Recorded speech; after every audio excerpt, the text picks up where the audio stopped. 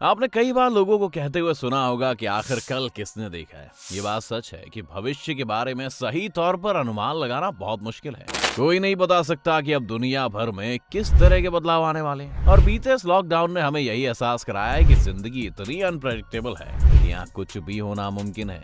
जहाँ ये बात सही है, वहाँ ये भी सच है कि आज के वक्त में हो रही प्रोग्रेस, डेटा और बड़ी बड़ी कंपनीज के प्लान्स को स्टडी करके आप भविष्य के बारे में एक सटीक अनुमान तो लगा ही सकते हैं। और आज हम इसी कोशिश में इस वीडियो में बताने वाले हैं वो घटनाएं जो आप 2070 से पहले होती हुई देखेंगे। तो अगर आप भी जानना चाहते हैं तो बने रहिए वीडियो के अंत तक हमारे साथ। इंडिया इन स्पेस, इसरो की कामयाबियों पर हम सभी को आज बहुत नाज है। फिर चाहे वो 104 सैटेलाइट्स को एक सिंगल रॉकेट में भेजकर दुनिया में एक नया कीर्तिमान स्थापित करना हो, या फिर पहली बार में मंगल पर लैंडिंग करना। इसरो ने कम बजट के साथ ये सभी उपलब्धियां हासिल करके दिखाई।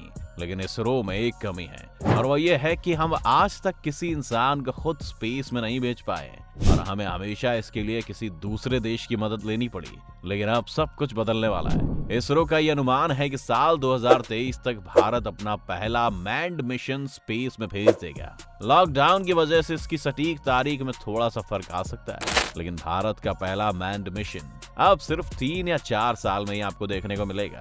इस अभियान का नाम गगनयान रखा गया है और 10,000 करोड़ रुपए की लागत वाले इस अभियान का लक्ष्य 3 लोगों वाले एक स्पेस क्रू को 5 से 7 दिन तक स्पेस में ले जाकर वापस लाने का है। Rise of population and climate, एक अनुमान के मुताबिक दुनिया के सबसे ज्यादा जनसंख्या वाले देश चीन की जनसंख्या लगातार बूढ़ी होती जा रही है और उनकी वन चाइल्ड पॉलिसी के कारण उनकी पॉपुलेशन ग्रोथ में भी रुकावट आने वाली है, जिसका मतलब है कि भारत 2024 में ही चीन को जनसंख्या के मामले में पीछे छोड़ देगा। 2042 आते आते दुनिया की कुल जनसंख्या 9 बिलियन पहुंच जाएगी और भारत इस वक्त दुनिया का सबसे अधिक जनसंख्या वाला देश होगा।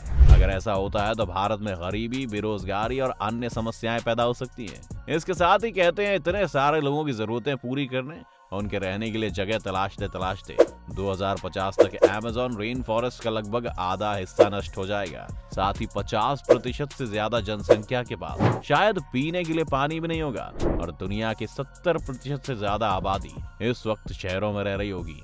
2037 में माना जा रहा है कि क्लाइमेट चेंज के कारण आर्कटिक की सारी आइस पिघलकर आर्कटिक ओशन में चली जाएगी, जिससे समुद्र का स्तर भी बढ़ सकता है। यूं तो इससे काफी नुकसान है, पर चीन को इससे निजी तौर पर यह फायदा है कि उनके लिए यूरोप से व्यापार का एक और समुद्री रास्ता भी इससे खुल सकता है। एलॉन मस्क, आने वाले कुछ साल पूरी तरह से एलॉन मस्क के होने वाले हैं। जहां भारत अभी स्पेस में जाने का प्लान कर रहा है, वहीं टेस्ला और स्पेसएक्स के मालिक एलॉन मस्क 2024 में एक स्पेस क्राफ्ट मंगल ग्रह की तरफ भेज सकते हैं। इस स्पेस क्राफ्ट में एलॉन लोगों के बजाय पहले कार्गो मंगल ग्रह तक भेजेंगे और अगर ये मिशन सक्सेसफुल हो जाता है तो 2026-2027 में एलॉन का मन मंगल की धरती पर पहला ह्यूमन क्रू भेजने का भी है। कार्गो भेजने से एलॉन मस्क ये टेस्ट करना चाहते हैं कि क्या बड़ी संख्या में लोगों को मार्स तक भेजा जा सकता है। साथ ही एलॉन मस्क का प्लान मार्स पर बस्तियां बसाने का है, जिसके लिए वहां पर बिल्डिंग मटेरियल से लेकर कंप्यूटर्स और न जाने किस किस तरह के उपकरणों की जरूरत पड़ेगी और इसके लिए बड़ी मात्रा में उन्हें धरती से ये सामान वहां भेजना पड़ेगा। इसके अलावा एलॉन मस्क के हिसाब से 2025 तक वो अपने न्यूरालिंक प्रोजेक्ट को भी पब्लिक के सामने ले आएंगे।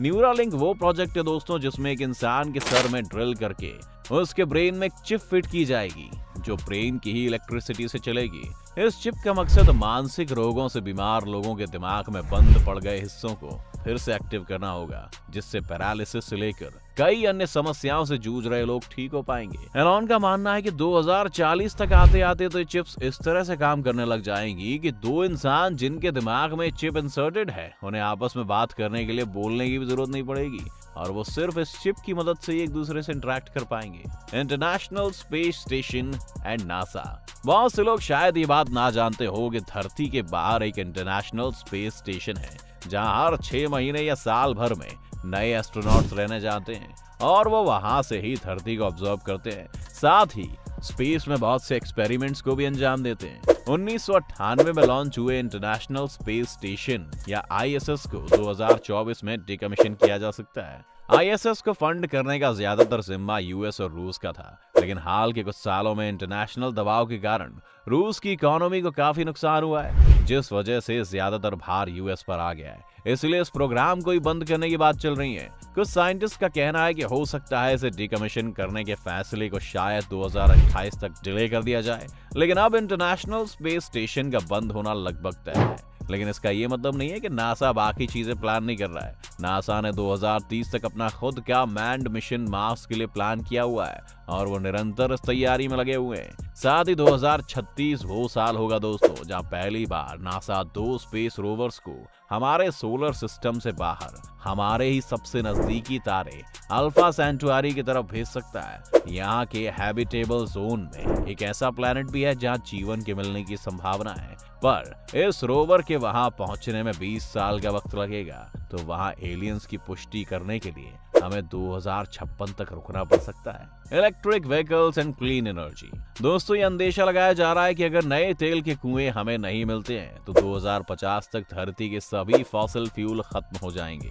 फिर ना गाड़ी चलाने के लिए तेल होगा, ना बिजली बनाने के लिए फॉसिल फ्यूल। इसलिए आप देखेंगे कि 2070 आते आते हम पूरी तरह से इलेक्ट्रिक व्हीकल्स पर शिफ्ट हो जाएंगे और आपको पेट्रोल पंप से ज्यादा चार्जिंग स्टेशंस दुनिया में देखने को मिलेंगे। इसके अलावा हर तरफ स्मार्ट हाईवेज बनाने की भी बात चल रही है, जिन पर गाड़ी चलते चलते खुद ही चार्ज हो सकती है, उसे कहीं भी रुकने की जरूरत नहीं है। एनर्जी के सेक्टर में आप देखेंगे कि 2070 तक हम सोलर और विंड एनर्जी से तो बिजली बना ही रहे होंगे, लेकिन हमारी ज्यादातर बिजली न्यूक्लियर पावर प्लांट से आएगी। चीन जो अभी आर्टिफिशियल सन अपने यहाँ बना रहा है, अगर वो प्रोजेक्ट सक्सेसफुल हो जाता है तो आपको क्लीन न्यूक्लियर एनर्जी मिलेगी, जिससे कोई रेडियो एक्टिव रेडिएशन नहीं निकलेगा और ज्यादातर देश इसी तरीके से बिजली बनाना शुरू कर देंगे। Technological singularity.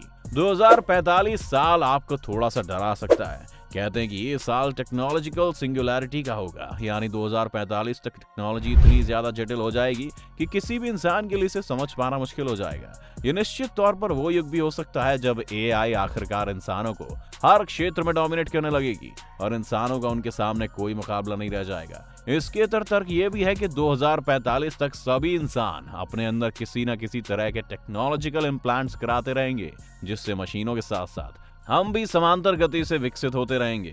तो ये बातें सुनकर क्या आप भविष्य के लिए एक्साइटेड हैं या आपको धरती की चिंता होने लगी है? आप भविष्य को कैसे देखते हैं हमें कमेंट्स में लिखकर जरूर बताएं। साथ ही अगर ये वीडियो आपको पसंद आया हो तो वीडियो को लाइक करें और ज्यादा से ज्यादा चैनल को सब्सक्राइब करना भी ना भूलें।